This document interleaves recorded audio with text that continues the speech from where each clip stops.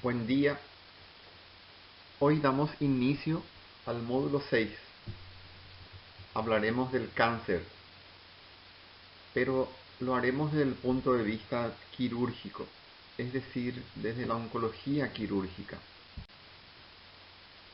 Vamos a hablar sobre la oncología y la práctica quirúrgica, el diagnóstico, así como el tratamiento quirúrgico del tumor primario, del lecho ganglionar y eventualmente si hubiese criterio de las metástasis a distancia. El cáncer es una enfermedad que en los últimos años se ha colocado en los primeros lugares en todo el mundo. Compite con los accidentes, compite con las enfermedades cardiovasculares, los primeros lugares de las enfermedades prevalentes. En los últimos años se ha desarrollado mucho la práctica oncológica quirúrgica. Eso es debido a que muchos hallazgos de enfermedades oncológicas se hacen en el quirófano, hallazgo casual, o en el consultorio a través de una consulta. El cirujano a menudo es responsable del diagnóstico y tratamiento inicial de muchos tumores sólidos. No todos. Por ejemplo, el linfoma no es patrimonio de la cirugía. El linfoma es básicamente una enfermedad tratada con quimioterapia. Pero volviendo a lo que es la práctica quirúrgica oncológica, el cirujano tiene que estar en conocimiento de la epidemiología, de las causas, tiene que saber estadificar, tiene que conocer la evolución natural del cáncer en sus diferentes etapas, en sus diferentes características y etiologías. ¿Por qué? Porque hay que hacer lo que se llama valoración inicial del paciente y de esa manera buscar cuál es el mejor camino para tener un buen tratamiento, un buen desenlace. Eso es fundamental al diagnóstico de una enfermedad oncológica. Aquí podemos observar dos imágenes muy características y muy frecuentes en la práctica quirúrgica: el cáncer gástrico y el cáncer de colon. En la imagen correspondiente al cáncer gástrico es una úlcera que tiene características muy particulares y que generalmente es el patólogo el que define si es benigno o maligno. En este caso en particular vemos una lesión ulcerada con bordes sobreelevados y los pliegues están borrados. Esa es una característica del cáncer gástrico. La imagen del cáncer colónico es típica, generalmente comienza con un pólipo y va aumentando de tamaño. Y en sus etapas iniciales podemos observarla de esta forma. Aquí podemos observar al tumor retroperitoneal. Generalmente son grandes tumores en tamaño, muy característicos, ocupan generalmente una fosa, lado derecho o lado izquierdo, y en su crecimiento empieza a englobar a muchos órganos, colon, estómago, riñón, etc. Generalmente son tumores muy voluminosos. La imagen de al lado, el cáncer de ovario, también muy frecuente en nuestro país, con sus características muy peculiares, en donde parece que hay una formación líquida dentro del tumor. Aquí podemos ver la imagen del hígado, pero es un hígado metastásico. Numerosos nódulos, tanto en el lado derecho como en el izquierdo, hacen de esta enfermedad algo muy agresivo. Como ustedes sabrán, el hígado es un órgano único, es irreemplazable y en este caso en particular, desde el punto de vista quirúrgico, no hay muchas opciones. Algo que quiero transmitir a ustedes y que lo tengan muy presente. El tratamiento moderno del cáncer es multidisciplinario. No existe un supermédico que pueda tratar a todos los pacientes por igual y con iguales resultados. Se necesita un equipo, un trabajo en equipo, coordinado. Cirujanos, oncólogos clínicos, radiólogos, patólogos, fisioterapeutas, nutriólogos, etc. Ese trabajo en equipo es lo que va a dar mayor beneficio, en primer lugar, para el diagnóstico. En el diagnóstico interviene el cirujano, interviene también el patólogo, interviene el médico especialista en imágenes, que debe saber leer una imagen, una tomografía, una resonancia.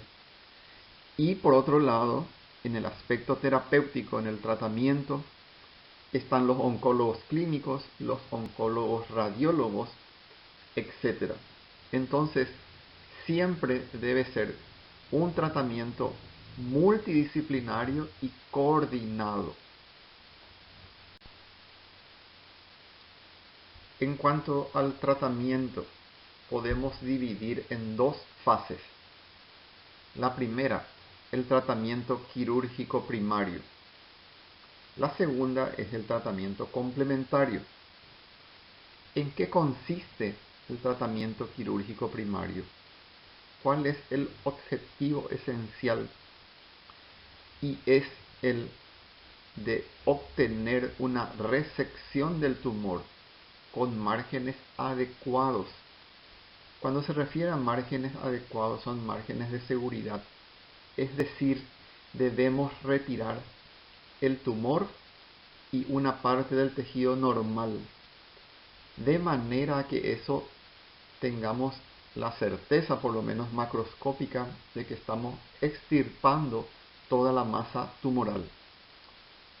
A ese procedimiento se acompaña lo que se denomina la resección de los ganglios regionales, la linfadenectomía. Y eso es esencial para el control local y regional de la enfermedad. Ese es el objetivo del tratamiento quirúrgico primario. Control local y regional. Ahora bien, el tratamiento complementario se refiere a la radiación, a la quimioterapia, la inmunoterapia, a la terapia biológica actual. ¿Y qué tiene por objetivo eso? El control de los focos distantes, es decir, las metástasis. Y por supuesto, evitar la recurrencia local. Las metástasis pueden estar en cualquier órgano del cuerpo: cerebro, pulmón, hígado, tiroides. Y en esos lugares, al estar el cáncer diseminado, solamente un tratamiento sistémico como la quimioterapia o la inmunoterapia o la terapia molecular pueden alcanzar y dar resultados. Por eso es un tratamiento complementario para los focos distantes. Ahora bien, en medicina, así como en otras ciencias, es importante tener los conceptos bien claros. Por eso vamos a definir básicamente lo que significa incidencia. Y se refiere al número de nuevos casos que se presentan en un determinado tiempo. Generalmente se expresa como el número de nuevos casos por cada 100.000 personas año. Del mismo modo, la mortalidad se refiere al número de fallecidos, también expresado por número de muertes por cada 100.000 personas año. Estos son dos conceptos muy utilizados en oncología. Por eso es importante que tengan fijo este concepto y que lo vayan aplicando en la medida que estudien. La incidencia del cáncer varía de una región a otra. Es decir, lo que presentan las patologías presentes en el área occidental son generalmente un poco diferentes a la oriental. Y eso se debe a tres factores principales: la genética, lo ambiental y también está presente el factor alimentario. Y siempre hacemos una comparación con los orígenes, con las personas de origen oriental, los japoneses por ejemplo, que tienen un tipo de alimentación, un tipo de genética, versus lo que está al otro lado del mundo, en el área de América, ya sea del norte o del sur. Son costumbres diferentes. Y en el cáncer, en la incidencia, esto tiene relevancia. Por lo tanto, la incidencia varía de una región geográfica a otra. Aquí es importante tener en cuenta lo siguiente: las tasas de mortalidad por distintos cánceres varían de un país a otro. Esto no es nuevo, no es algo que ahora solamente ocurre. Y es debido, en primer lugar, a la incidencia y en segundo lugar a la supervivencia después del diagnóstico. La supervivencia después del diagnóstico. Y ahí entramos en un campo bien profundo de la medicina. La supervivencia depende otra vez de las prácticas en la detección temprana del cáncer. Y el segundo punto es el patrón terapéutico, es decir, el tratamiento. Pero cuando hablamos de detección temprana, cada país tiene sus recursos y lo utiliza en salud pública para realizar esta detección temprana. Entonces, la diferencia de los países en cuanto a desarrollo, economía, hace de que un país tenga más opciones de tener prácticas de detección temprana que otros. Y siempre hacemos los ejemplos gráficos extremos: los países africanos versus los países en desarrollo, Estados Unidos, Europa.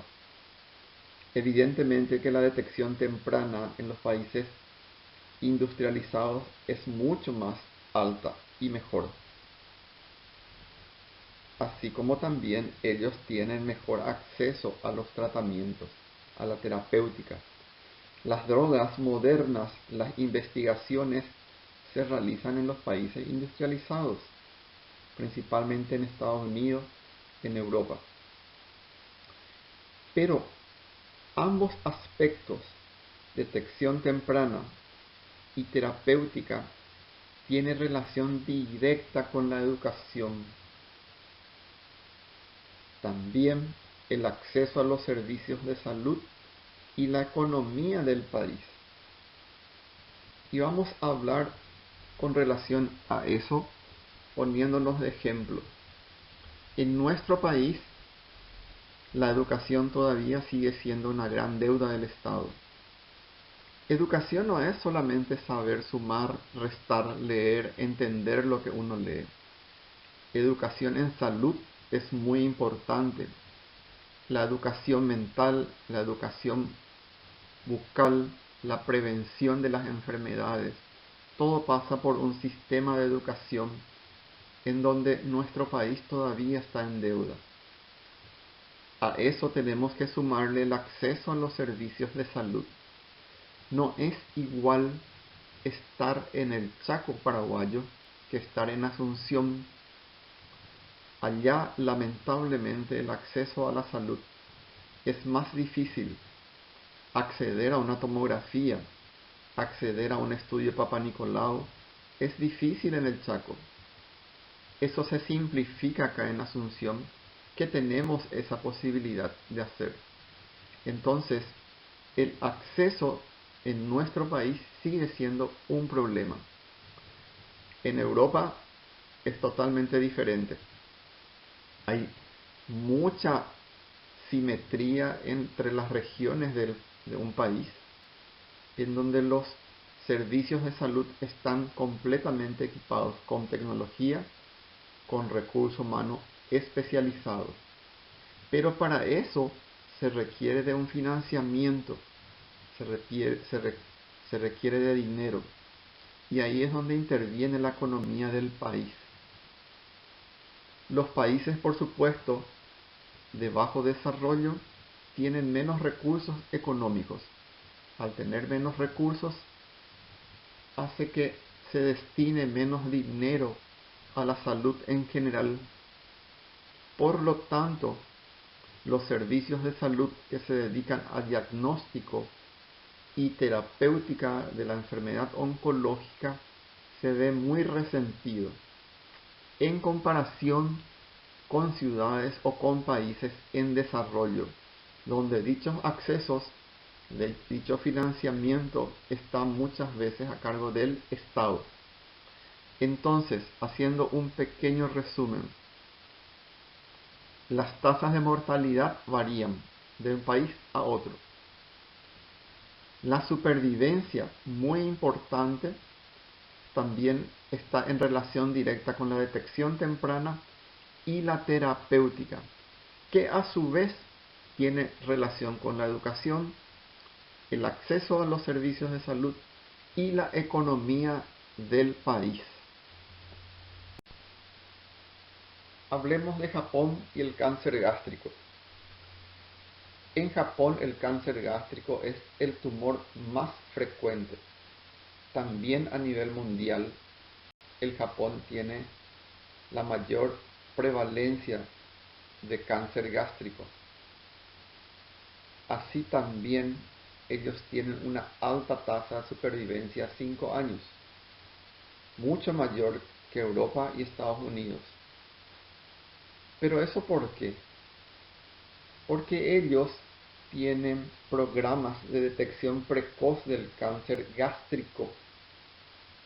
Por lo tanto, un diagnóstico precoz conduce a un estadio bajo.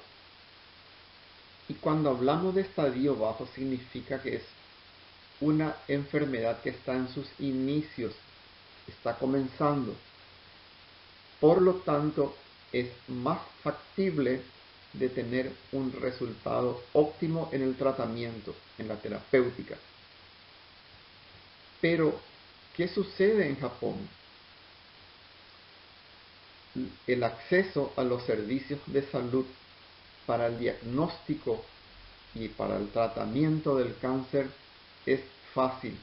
El Estado provee los mecanismos para que los habitantes de Japón puedan llegar a un centro asistencial y realizar allí, en primer lugar, un estudio endoscópico que permite el diagnóstico del cáncer gástrico.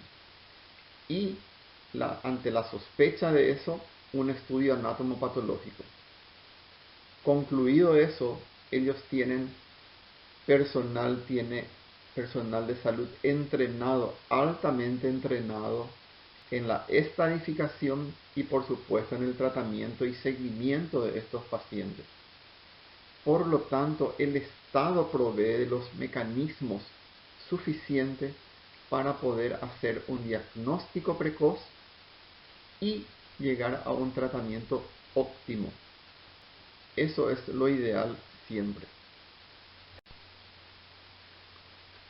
Este es otro ejemplo y donde hay un estudio clásico que compara la situación del cáncer gástrico y de colon entre Japón y Estados Unidos. ¿Qué es lo que se ha visto? En Japón hay una tasa de mortalidad muy alta por cáncer gástrico y muy baja por cáncer de colon. En los Estados Unidos es al revés.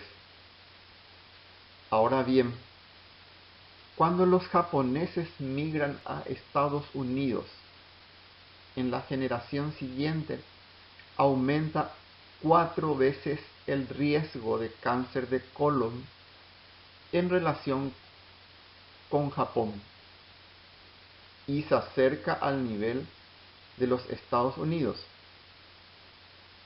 A su vez, se reduce el riesgo de padecer cáncer gástrico.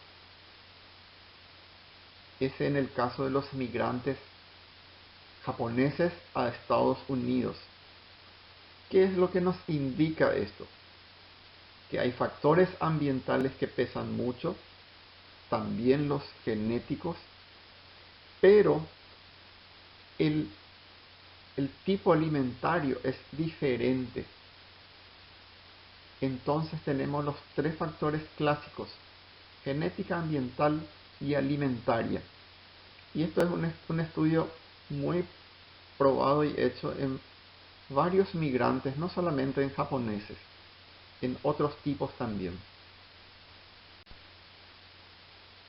Haciendo un resumen entonces, las tasas de incidencia de los cánceres varían mucho según la región geográfica, que a su vez se debe a diferencias étnicas, genéticas, ambientales, alimentarias.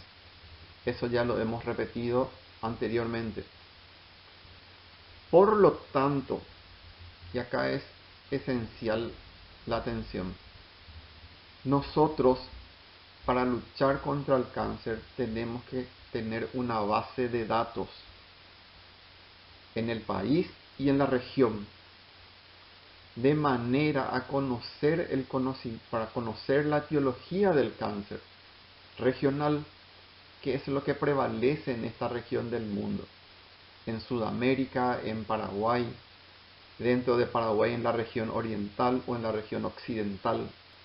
Entonces tenemos que tener registros, tenemos que tener estadísticas y estadísticas creíbles.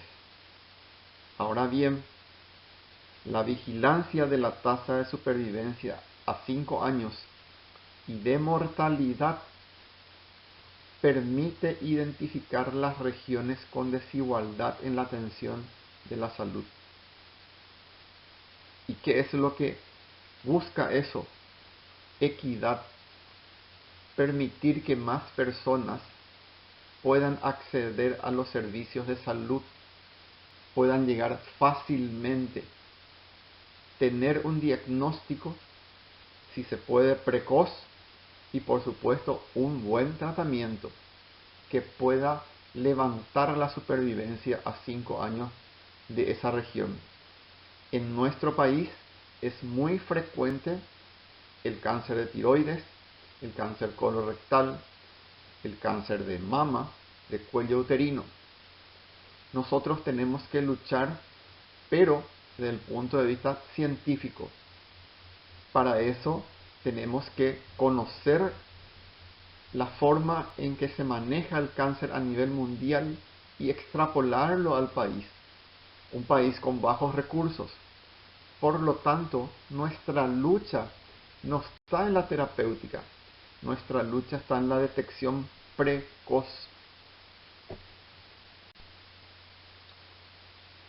Dentro del capítulo de detección precoz está la valoración del riesgo de cáncer. Pero, ¿qué significa eso? Una persona reúne las condiciones para someterse a una evaluación del riesgo de cáncer. ¿Cuándo?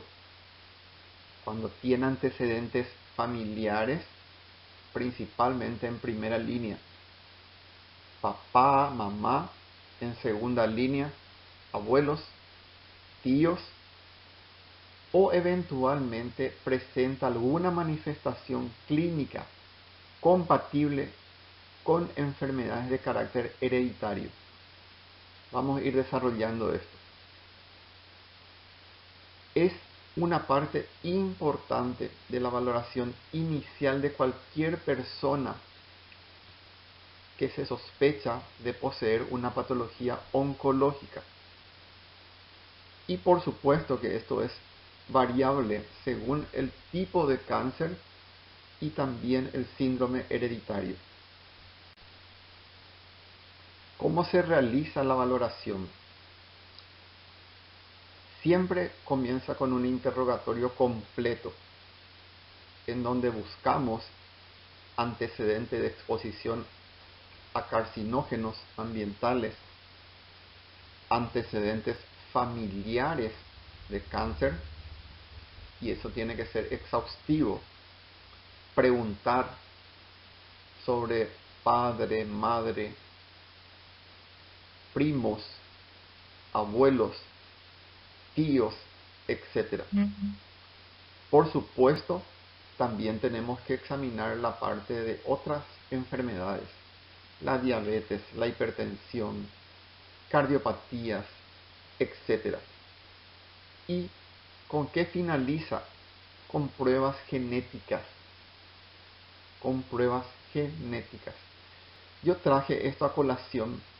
No es muy desarrollado en nuestro país, pero es útil que ustedes sepan que esto existe. Podemos obtenerlo en otros países, incluso los vecinos como Argentina, Brasil, sin necesariamente ser Estados Unidos o Europa. Es importante que las personas que reúnen las condiciones para someterse a pruebas genéticas reciban una información, una educación en genética, en los resultados. ¿Por qué? Porque hay que saber interpretar los resultados, hay que saber entender los resultados médicos y eventualmente a qué uno se expone. Por ejemplo, la prueba para detectar genes BRCA es un análisis de sangre que utiliza el ADN para identificar cambios en cualquiera de los dos genes de susceptibilidad al cáncer de mama, BRCA1, BRCA2. Es un análisis de sangre, pero es un análisis de sangre hecho con tecnología, con personal entrenado, y por supuesto que esto va a dar una información, y esa información tiene que ser bien traducida al paciente por parte del médico tratante, porque de lo contrario podemos entrar en dar una psicosis, una falsa expectativa o una falsa información al paciente. Ahora bien, ¿a quiénes debemos aconsejar una prueba genética? Por ejemplo, varios familiares en primer grado, papá, mamá, con cáncer. Muchos familiares en un lado de su familia que han tenido el mismo tipo de cáncer. Hay una enfermedad en el colon de propensión familiar y que generalmente abarca 2 generaciones, en donde el cáncer colónico se manifiesta en varios de sus integrantes. Puede haber un familiar que tiene más de un tipo de cáncer. No es frecuente, pero existe. Familiares que han tenido cáncer a una edad más temprana que lo normal para dicho tipo de patología. Un familiar que tiene un cáncer poco común, por ejemplo, el cáncer de mama en hombres o el retinoblastoma en el ojo, son patologías muy raras. Si una persona, un paciente, tiene un familiar con esas características, entonces debemos también buscarlo en esa persona. uno o más familiares que ya se hayan hecho una prueba genética y que se encontraron mutaciones. Entonces, ¿en quiénes aconsejar? En personas que tienen estas características familiares principalmente. ¿Cuál es la incidencia a nivel mundial de los diferentes tipos de cánceres? Y vemos que en hombres el número 1 está el pulmón, seguido de la próstata. Se comparte con las mujeres el cáncer colorectal, en cuarto lugar el estómago y en último lugar el hígado. Son los 5 cánceres más frecuentes en hombres. En mujeres, el cáncer de mama es número 1 a nivel mundial. El colorectal muy cerca, compitiendo. El cáncer de cuello uterino es propio de los países en desarrollo. América Latina, África y otros países. En los últimos años ha disminuido su incidencia debido a las prácticas de detección precoz. Además, le hemos sumado la vacuna contra el virus del papiloma humano y eso ha hecho que la incidencia disminuya en muchos países. En el nuestro, hace unos años, se incluyó esta vacunación como obligatoria dentro del programa ampliado de inmunización del Ministerio de Salud. Y es una vacuna gratuita para todo adolescente. Generalmente se aplica entre los 10 y 12 años. Ahora vamos a desarrollar la terapéutica basada en el tratamiento quirúrgico del cáncer. ¿Qué podemos decir del tratamiento quirúrgico? Es el más eficaz para la mayoría de los tumores sólidos. Y di como ejemplo el linfoma, que puede ser ganglionar, puede ser en el vaso, no es de tratamiento quirúrgico, es de resorte de la quimioterapia. Existe y con frecuencia también el linfoma gástrico, que simula un tumor sólido grande, pero en la biopsia da positivo para el linfoma. Ese no es un paciente para tratamiento quirúrgico, ese es para el terreno de la quimioterapia. Los pacientes mueren generalmente debido a las metástasis. Y como dije anteriormente, el tratamiento tiene que ser multidisciplinario. Es fundamental para el control de la enfermedad. Nosotros no tenemos que cometer el error de creer que una sola persona va a poder curar a un paciente que tiene una patología oncológica. No es así.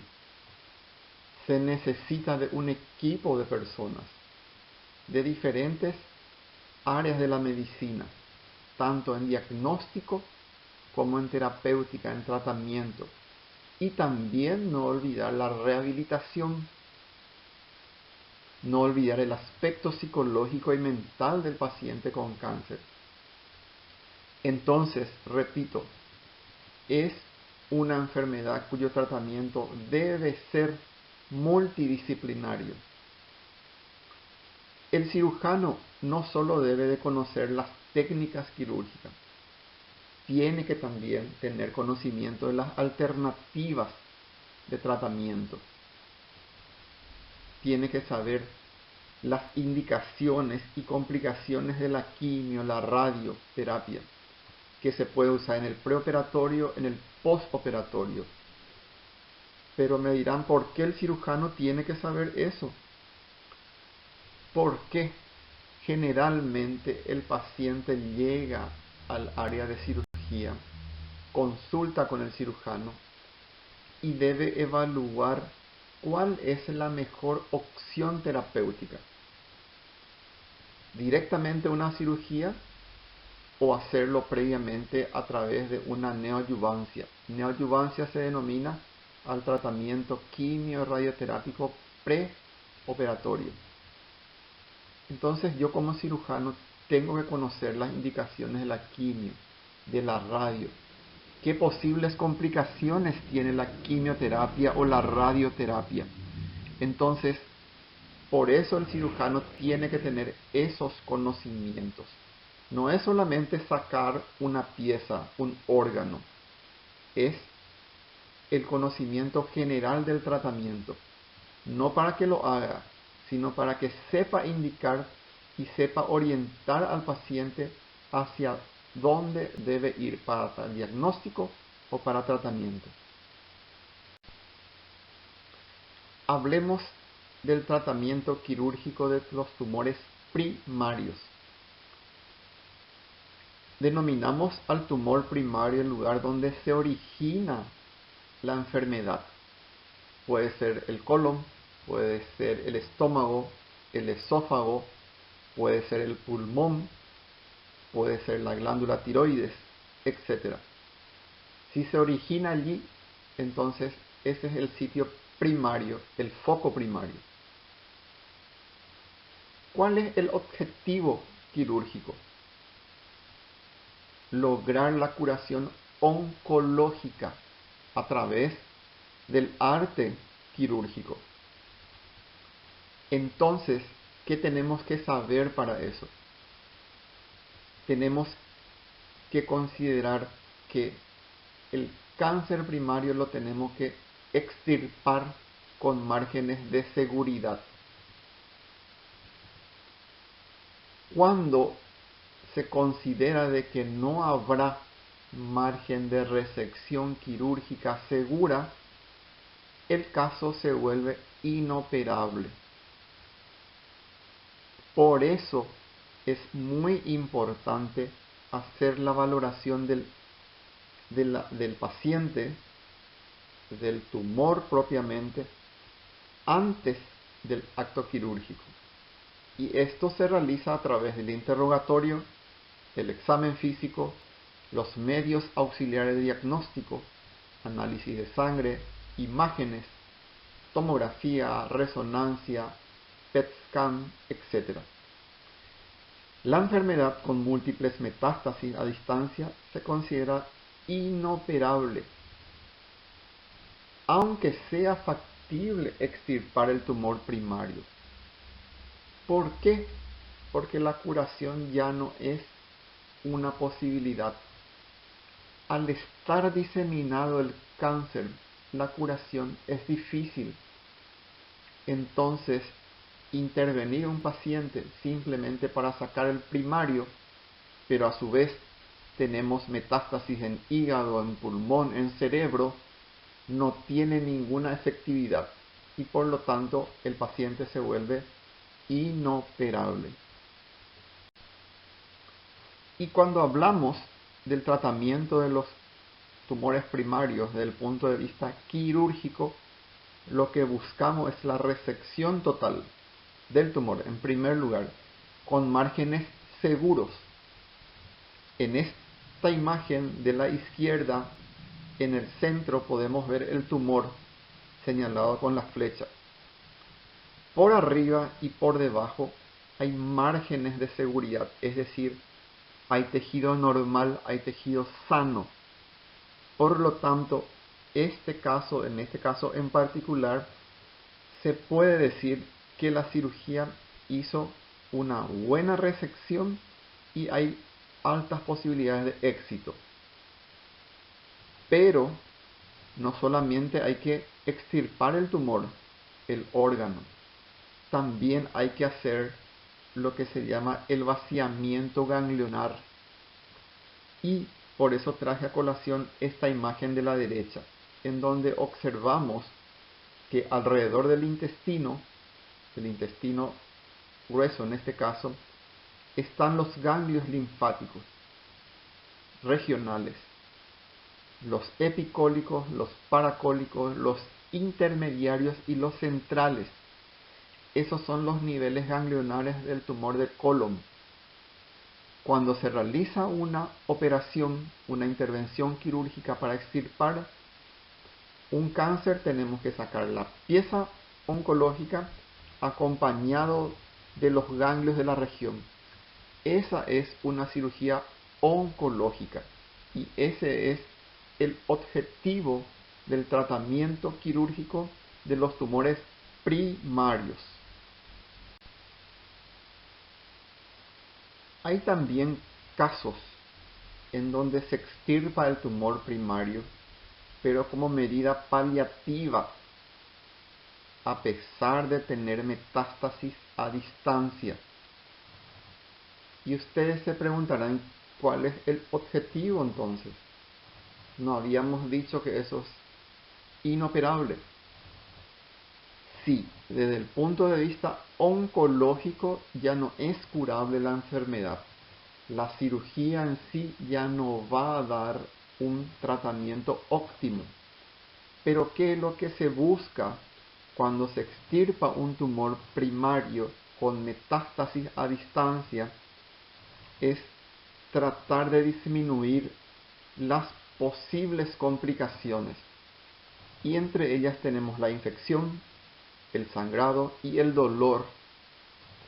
Todas estas complicaciones hacen que la persona tenga una mala calidad de vida.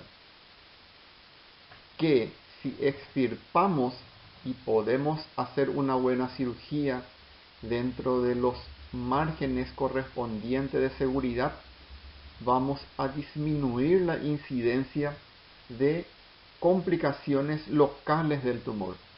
Por eso se indica en algunos casos la extirpación del tumor primario a pesar de que pueda tener ya metástasis a distancia. La otra parte del tratamiento quirúrgico del cáncer es el tratamiento del lecho ganglionar, es decir, de los ganglios linfáticos de la región, los ganglios linfáticos que rodean al órgano, estómago, colon, recto, esófago, tiroides, etc. La gran mayoría de las neoplasias tienen capacidad de producir metástasis por los vasos linfáticos y esto es muy frecuente. Muchas veces entrando en la cirugía, viendo las resecciones quirúrgicas, observamos macroscópicamente ganglios aumentados de tamaño, de consistencia dura, pétrea, que traduce metástasis ganglionares. En muchas ocasiones observamos eso. Por lo tanto, el tratamiento quirúrgico del lecho ganglionar es una parte importantísima del tratamiento quirúrgico. Debido a eso, las técnicas quirúrgicas oncológicas fueron diseñadas con ese propósito: retirar en bloque el tumor y los linfáticos que rodean. Por ejemplo, en el cáncer gástrico retiramos el estómago en sí y los ganglios linfáticos regionales perigástricos. Pero a su vez, extendemos la resección de linfáticos a un segundo nivel, a aquellos linfáticos que acompañan los vasos del tronco celíaco, es decir, la arteria esplénica, la arteria hepática y por supuesto la arteria gástrica que ya sale con la pieza. Pero en ese caso nos obliga a hacer una resección ganglionar ampliada, justamente para poder tratar de que la resección quirúrgica en bloque tenga un éxito. Hay una diferencia en los llamados sarcomas. ¿Por qué? Porque ellos rara vez tienen metástasis a ganglios linfáticos y por lo tanto una linfadenectomía no es necesaria como parte del tratamiento quirúrgico. Ese es un caso muy particular. se ve en los tumores retroperitoneales, en los sarcomas retroperitoneales específicamente. Aquí tenemos dos ejemplos muy clásicos en donde se tiene que hacer la resección del cáncer, del tumor, y el vaciamiento ganglionar.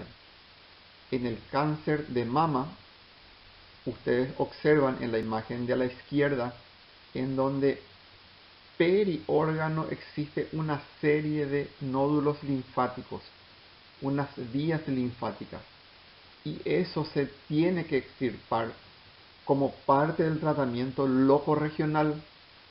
En la otra imagen clásica también es el estómago, en donde vemos los ganglios perigástricos que están alrededor del estómago y que se extirpa en totalidad, en bloque, junto con el estómago, cuando hacemos un tratamiento quirúrgico del primario y del lecho ganglionar.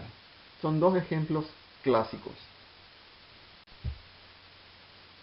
Actualmente existe un consenso general de la comunidad científica oncológica de que una linfadenectomía formal bien hecha, radical, disminuye la recurrencia regional de las neoplasias. Es decir, no vamos a tener una recurrencia local. ¿Qué implica eso? Aumenta la supervivencia, mejor control de la enfermedad, mejor control de las consecuencias y, por supuesto, la supervivencia va a aumentar. Para la mayoría de los cánceres, el compromiso de los ganglios linfáticos es uno de los factores pronósticos más significativos. ¿Cómo se traduce esto? Que si yo extirpo un colon desde el punto de vista oncológico, es decir, retiro la masa tumoral, retiro los ganglios regionales. Si de los 20 o 25 ganglios que acompañan la pieza hay un solo ganglio tomado o metastásico, tiene buen pronóstico versus aquel que tiene 10 o 15 ganglios tomados. Esa es la diferencia y da el pronóstico. Por eso el estudio anatomopatológico de los ganglios regionales de la pieza es muy importante para definir las terapéuticas posteriores. Y como ejemplo les digo que en ese caso, al haber un ganglio positivo, ya va a tratamiento de quimioterapia.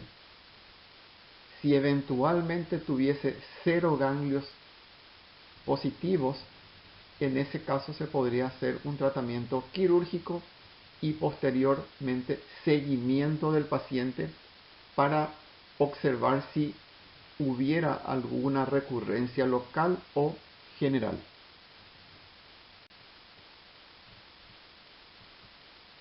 Finalmente, hablaremos del tratamiento quirúrgico de metástasis a distancia. Esta parte es controversial en cirugía. El tratamiento de las metástasis, ya sean hepáticas, pulmonares u otros lugares.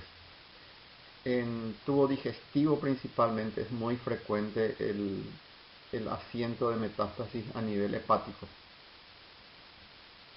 Ahora bien, el tratamiento quirúrgico depende de varios factores, del número de metástasis. No es igual tratar 1 o 2 nódulos metastásicos a tratar 4, 5 o 6. Depende del sitio donde está. Por ejemplo, a nivel hepático, ustedes recordarán por anatomía que el hígado está segmentado en 8 regiones. Hay regiones anatómicas hepáticas donde la resección se hace difícil. Como ejemplo, el segmento 8 o el segmento 4, en donde las resecciones locales, las segmentectomías, son más difíciles de hacer.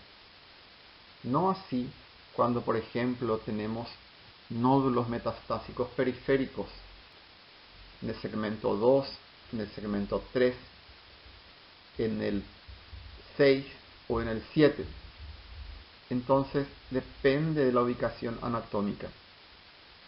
Otra cosa que tenemos que conocer es el ritmo de crecimiento del tumor. No es igual el ritmo de crecimiento de un tumor de páncreas versus un tumor de colon o un tumor gástrico. El tumor de páncreas es muy agresivo, crece rápido, se difunde rápido y por supuesto tiene un pronóstico malo. El cáncer metastásico de colon es mucho más tratable por el ritmo de crecimiento. Es decir, en términos simples, vale la pena intentar una cirugía de resección en los cánceres metastásicos colónicos y rectales o gástricos también que en el cáncer de páncreas o en el cáncer del riñón también. Riñón, páncreas son tumores muy agresivos desde el punto de vista oncológico. Tratamientos previos: si hubo quimioterapia, si hubo radioterapia previamente, qué respuesta tuvo el tumor a esos tratamientos sistémicos. La edad siempre es un factor condicionante. No es igual una persona de 50 años versus una de 80. Las condiciones físicas, las comorbilidades, todos esos factores uno tiene que analizar antes de tomar una decisión de realizar un tratamiento quirúrgico de una metástasis. ¿Cuál es el objetivo final? Resecar el tumor metastásico con márgenes negativos, es decir, con márgenes de seguridad. Ese es el objetivo. ¿Es curativo? Y generalmente no es curativo. No suele ser curativo, salvo casos muy excepcionales. Entonces, ¿es una opción terapéutica? Sí, es una opción terapéutica. Por ese motivo, nosotros hacemos mención de este tratamiento.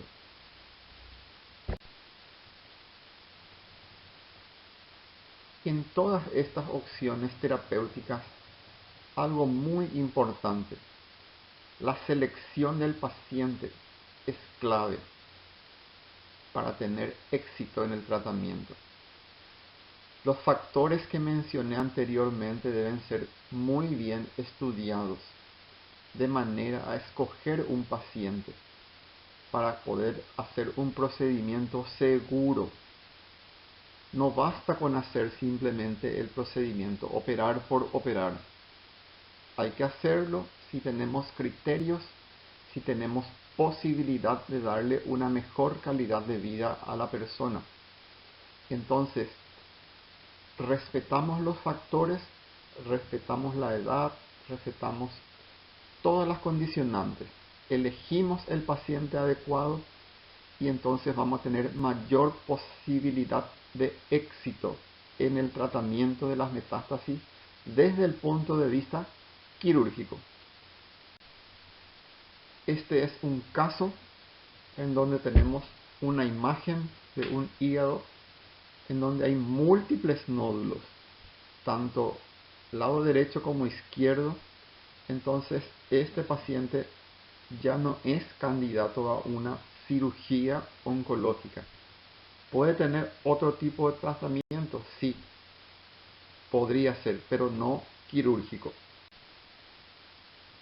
Esta es una opción válida: metástasis única en un segmento posterior.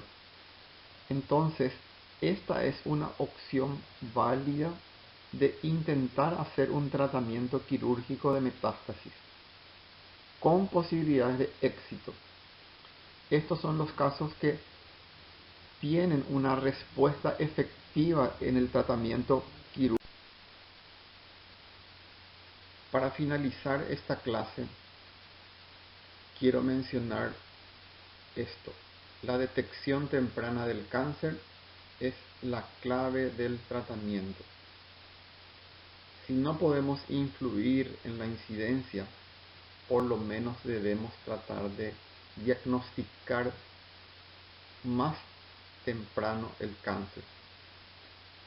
La detección temprana significa encontrar, diagnosticar una enfermedad antes de que aparezcan los síntomas.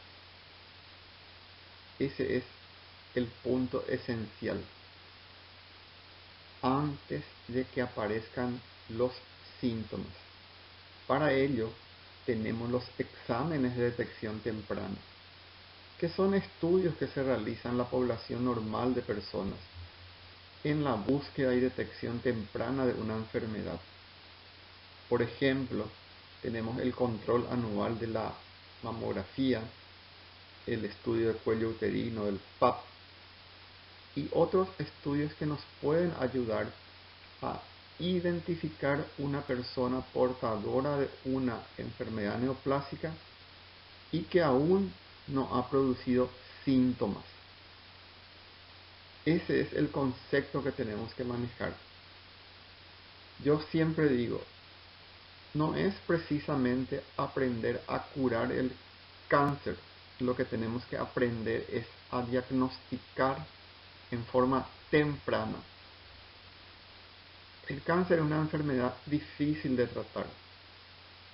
Es de alto costo, es de un impacto psicológico importante a nivel del paciente y de la familia. Y por lo tanto, para minimizar eso, lo único que podemos hacer es detectar a tiempo. Y en eso tenemos que trabajar. Muchas gracias por la atención y nos vemos en la siguiente clase.